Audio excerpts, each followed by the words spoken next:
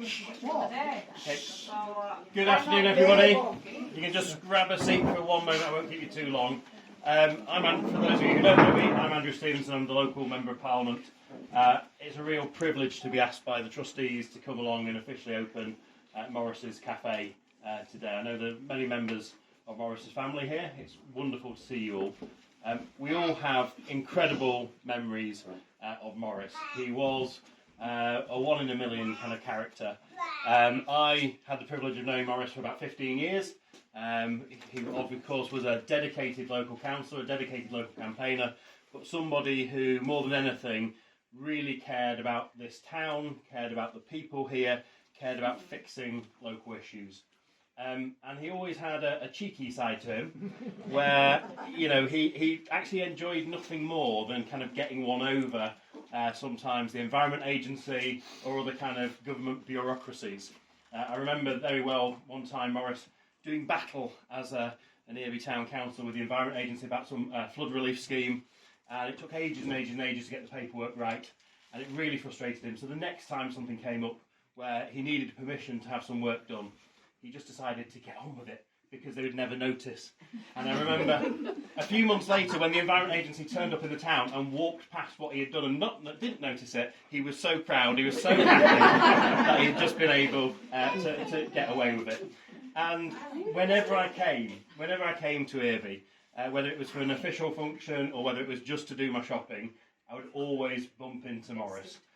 In recent years, when of course he got his mobility scooter, I remember seeing him whizzing left, right and centre. And again, he told me with some pride that when it broke down once and he had someone come out to fix it, and we looked at the mileage he'd run up, I think he had done enough mileage to basically go around the world. He was not using it like any normal person. He was, as ever, Morris. He was a superhuman. He was dashing here, there and everywhere. So I can think of no greater fitting tribute to Morris than this cafe. An organisation, a building that he loved, and over the years worked with this building in different guises, obviously most recently working with the trustees to see it become what it has become today. And I think it is a really fitting, lovely tribute to Morris, and I'm sure people will sit in Morris Cafe in years to come and share some of their stories, because we've all got different stories about what Morris got up to. So I'm sure he will look down from heaven and smile upon us all as we share those stories about his life, his trials, his tribulations, and everything he did for this area. Finally, before cutting the ribbon, I'd just like to say a big thank you to Rachel, Lydia and Stella for all the work they've done. This is incredible, an incredible spread, an incredible event. I'm sure this venture will continue to go from strength to strength, and this charity will continue to support all the worthy causes that it does. So with no further ado, can I declare Morris's Cafe officially open?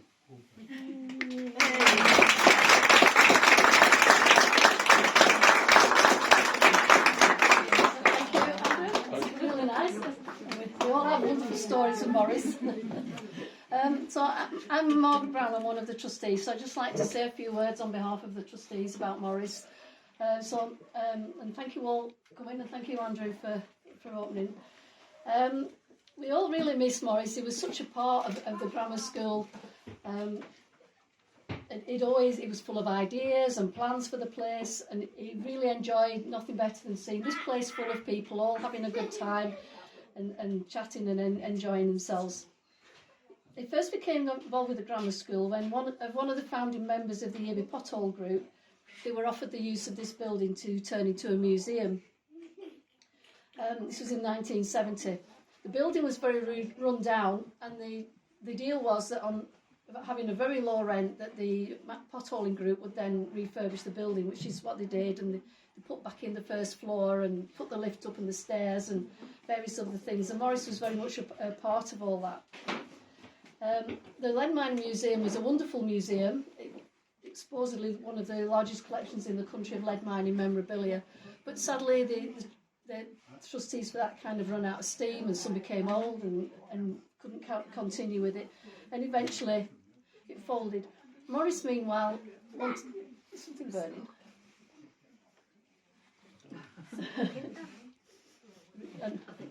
Can't see it. It just smells smoke. So, where I got to.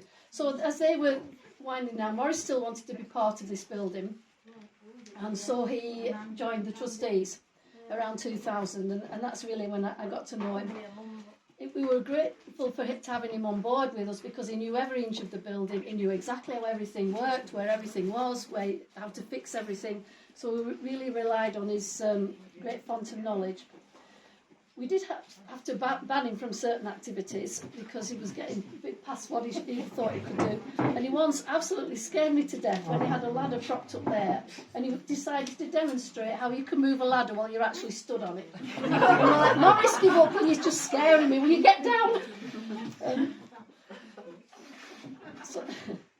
And he had lots of sayings and silly ways of doing things. And he once told me, if you want to get anything done with the council, what you do is you go there first thing in the morning when you know that person's going to be in the council offices at Nelson, and you go and sit outside their office door and you don't move until you've got what you wanted from them. And he would never deal with modern technology. He preferred face-to-face or a phone or anything. He certainly wouldn't use the internet. So it was always his wish to have a cafe in this building. He did try when the Mines Museum was running, and again when we first started as trustees, but he wasn't a natural cook, although he tried his best. But he did like to have people here, and the green stripy apron there is Morris's apron from when he was at the cafe, so I thought it was nice to have that there for him. And when we were discussing what to do as a memorial for him, the idea of the cafe, naming the cafe on his behalf came, and everybody agreed that. So I hope that you all enjoy the cafe in the future. I'd also like to say thank you again to Stella and Lydia and the team for doing